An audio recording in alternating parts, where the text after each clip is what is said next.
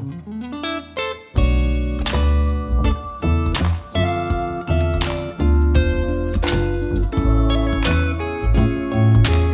everyone, welcome back to Audrey Kramer Coaching.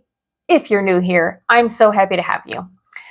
All right, today we are going to talk about relationship management, how to keep your relationships going long term. This is a really key part of emotional intelligence. I have other videos on that. I'll link them at the end. But the idea is all of the skills that you build on for emotional intelligence, whether that's self-awareness, self-management, or social awareness, all of those come together for relationship management. This is super important because this is the key to your long-term success, right? When you talk about groups getting together, there's often this phrase of like storming, norming, and performing. Storming, like when you all get together and nobody knows how to work together. Norming, where you kind of figure out, okay, cool, I think this is how things go. I think we're kind of getting a sense of how we all work together. And then performing, once you figure out what everybody's strengths are and you're like a well-oiled machine and you can just keep going. And the goal is to get to that point. And then when a new member joins, you go back to storming and all of those steps all over again. And it's kind of like this little cycle, right? There's also the honeymoon phase. This happens with pretty much any relationship where in the beginning, everybody's super nice and friendly to each other. You're trying to make a good impression. You put on your best face. And over time, as you learn more about each other and you're able to become more real with each other, you kind of figure out, oh, this is a person I'm actually talking to, not the person that I thought I was talking to when we first met. And so the needs of that relationship and how you approach it are going to change over time. So what kind of skills can you use for relationship management to help you be successful? I have a few ideas for you, so that's what I'm going to share with you today. The first thing I want to share is an idea that I like to call contextual curiosity. For example, you go to a meeting and this one person is always early. Always. So the first one in the room, everything is set up, they're ready to go, they've got all their stuff, pen in hand, ready to take notes. And you're usually coming in right at 12 o'clock or 12 o'clock in 15 seconds. And every time you walk into the room, you see them kind of glance up and like look kind of annoyed that you're on time. Like the meeting's at noon, you're there at noon. Why are they so upset, right? But to have the curiosity of like, hey, it seems like you're a little annoyed that when I come into the meeting, it feels like I'm late, even though I'm showing up at the time of the meeting. And if you were to ask me, I would say, oh, well, I spent 4 years in the military where depending on what rank you were, you came 15 minutes prior to 15 minutes prior to 15 minutes prior.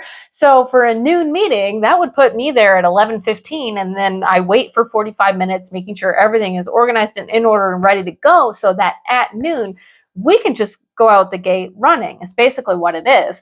And this is kind of a phrase that gets taught you in the military, is that if you are early, you're on time. And if you're on time, you're late. And if you're late, you're probably in a lot of trouble, right? So there's a context to that situation that if you can be curious about that and use that to engage the other person and learn something, that's going to help build your relationship with them. Because at that point, the other person could go, oh, well, maybe 12 o'clock isn't the time to get to the meeting. Maybe it would be nice to start at 12 o'clock. So next time I'm going to get there a few minutes early. So those types of things can really help you build relationships with other people.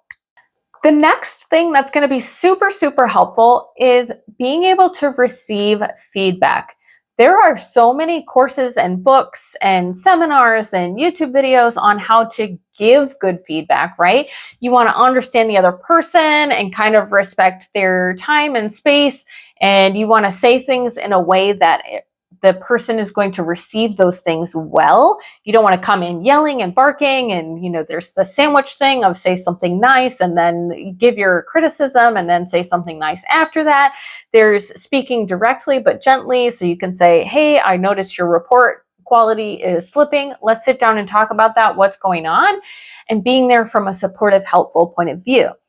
That being said, we don't have a lot of control over how people say things to us. We only have control over how we take that feedback and use it to our advantage. I actually did a free email course on this. It's like a 6-day long email course. You get one short email every day with just some tips and tricks on receiving feedback. So there'll be a link to that in the description if you want to join that. It's absolutely free. Zero pressure, super cool course. And of course, I would love to have feedback on it as well.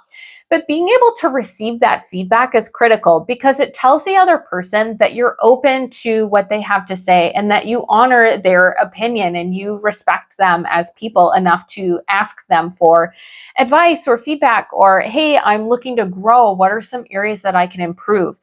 And you can either be on the initiative and ask for this, or when people give you that feedback, that you're not going to flip out and snap at them, because why at that point would they want to come talk to you if they're afraid of how you're going to respond every single time, right?